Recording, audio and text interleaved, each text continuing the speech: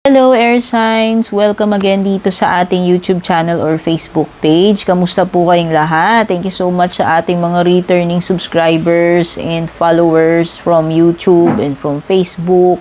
Kung bago po kayo dito at hindi pa po kayo nakaka-subscribe sa aking YouTube, please don't forget to subscribe para naman po lumaki-laki, makatulong sa pag-grow ng ating YouTube channel and Facebook page. Pa-like and follow na rin po, pati na rin po yung ating Instagram and TikTok.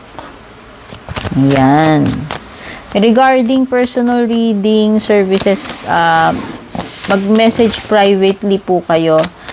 Message directly po kayo sa aking FB page. Ayan. At beware kasi hindi po ako mag-PPM sa inyo para mag-offer ng personal reading. So, kung may mga nagpapanggap man dyan, pwedeng ginagamit yung ating profile pic, pangalan, hindi po ako yon. Tandaan ninyo, hindi po ako mag-PPM sa kahit kanino sa inyo. Hindi ko po kayo i-add friend. Hindi po ako manghihingi ng kahit anong mga details sa inyo. So, yun yung palatandaan ng mga scammer. No? Kumbaga, ina-alert ko lang, heads up, na kung sakaling may mga ganyan, hindi po ako yun. No? Timeless reading po ito, Air Signs, Gemini, Libra, Aquarius. So, kung kailan nyo po ito makita, mapanood, pwedeng doon palang mag-take ng effect itong ating reading. So, ang aalamin natin dito sa reading ninyo, ano ba yung mga dapat ninyong malaman sa ngayon? No, based on your energies na mapipick up natin dito sa inyong reading.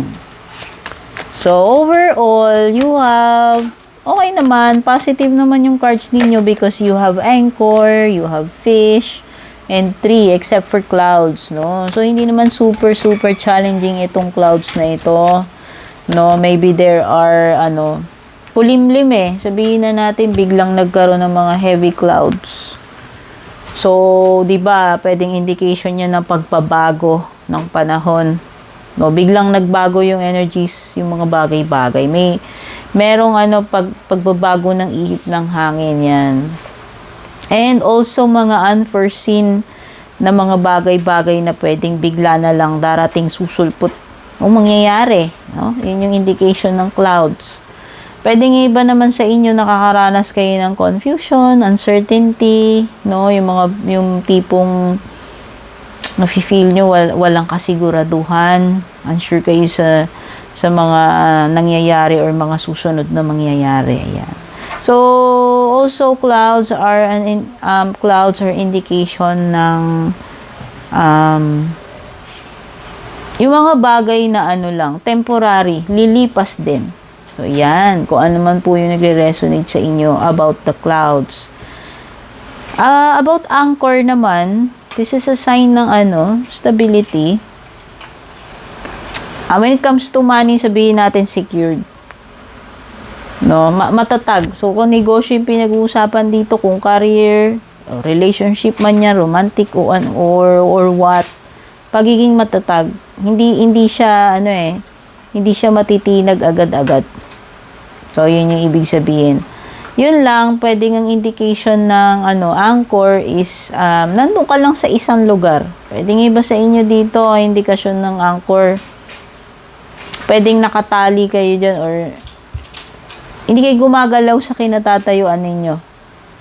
No, andyan lang, walang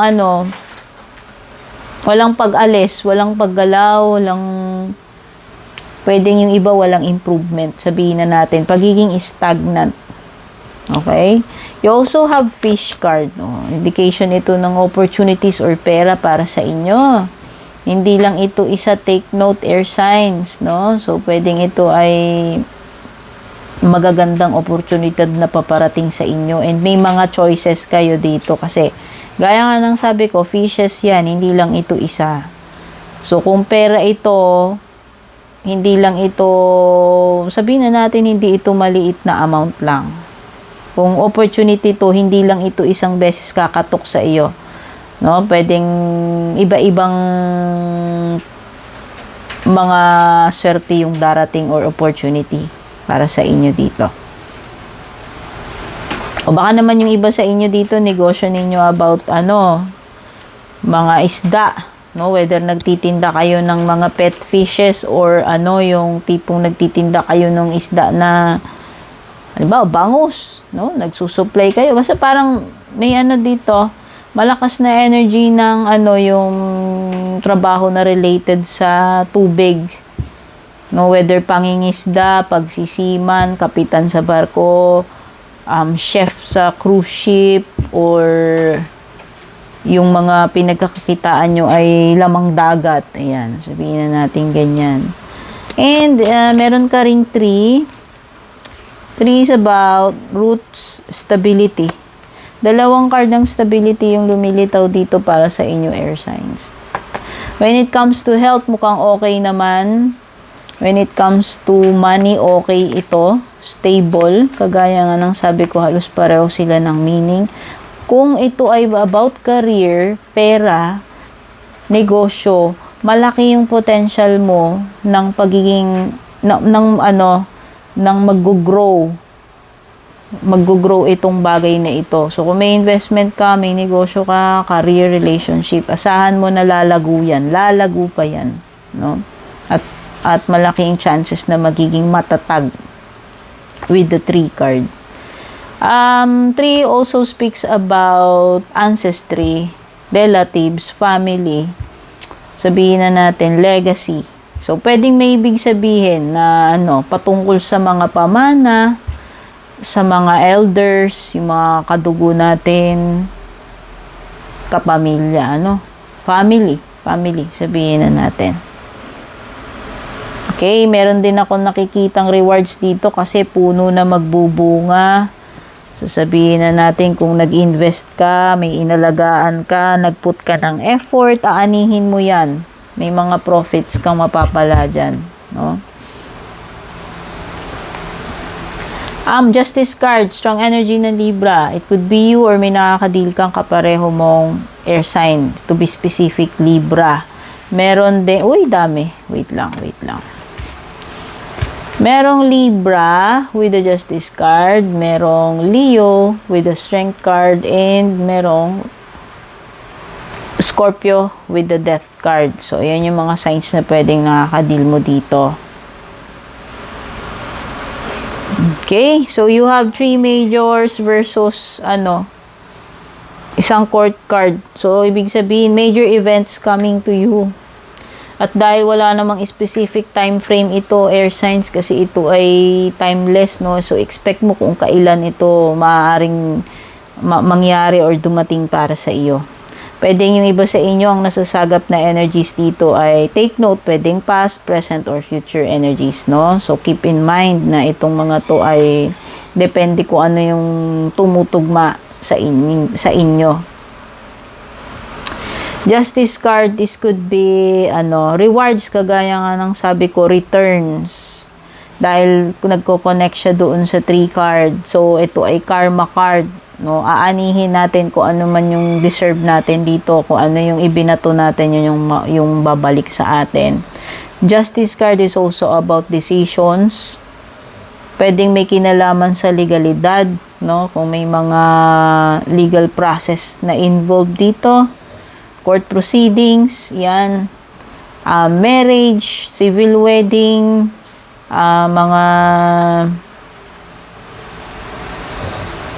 mga kaso-kaso, anything na pwedeng connected sa legal. Okay?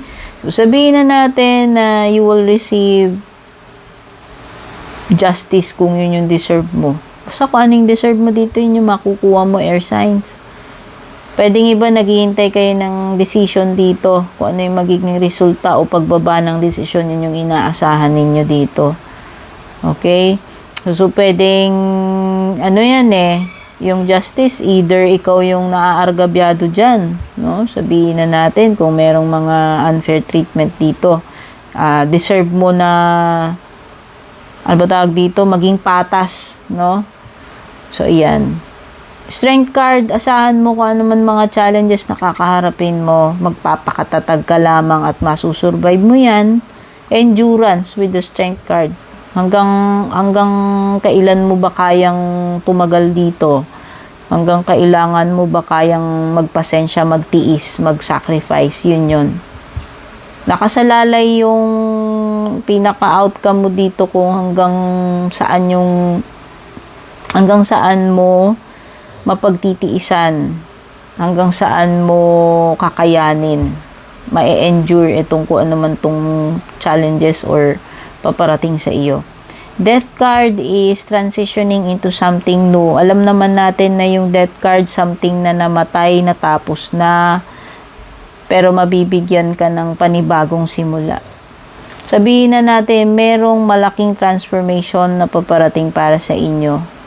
Kung patungkol man ito sa sarili ninyo, ugnayan sa ibang tao, sa career mo, sa love life mo, may mag-i-end, pero mapapalitan ito ng something new.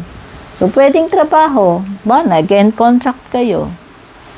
Tapos, na-assign na kayo, lipat na kayo na ibang company. Pwedeng ganun. Ang nafe-feel ko dito is, isa pa, pwedeng nagpapagawa kayo ng bagong bahay. Halimbawa, ancestral house, lumang-lumang bahay, tinibag, dinimolish and nagpatayo uli, ni-renovate yan. Pwedeng renovation.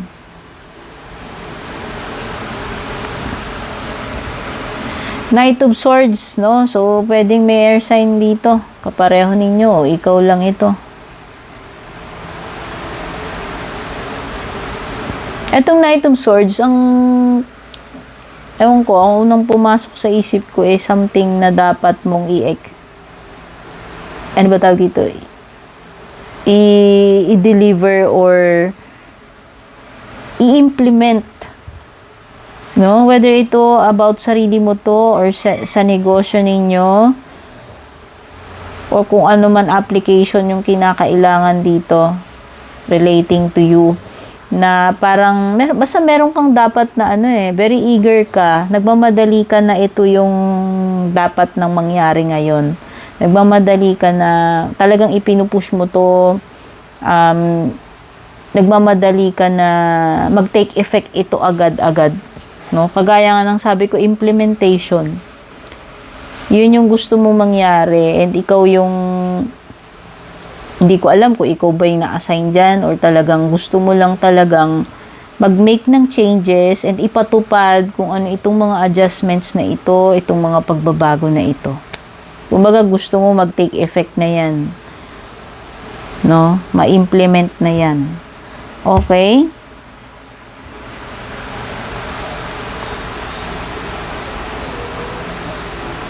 Meron kayong binabalikan dito, hindi ko alam sa inyo, parang meron kayong, hindi ko alam, pag-uwi ba to ng Pinas, kung galing kayong abroad, para lang may asikasuhin kayo, or uuwi kayo ng probinsya, parang ganun. Meron akong dito, nafe-feel na short, parang may biglaang pag-uwi, pag-travel, na mapapa-travel ka kasi, mapapa-travel or mapapauwi ka, mapapabalik ka kasi meron kang kailangang asikasuhin agad-agad, ASAP. Okay? So, ito yung mga nakuha ko dito sa reading ninyo, Air Signs, Gemini, Libra, Aquarius, sa kung ano yung mga dapat ninyong malaman sa ngayon. Sana nagustuhan nyo. Don't forget to subscribe. Don't forget to like and share. Take care and God bless.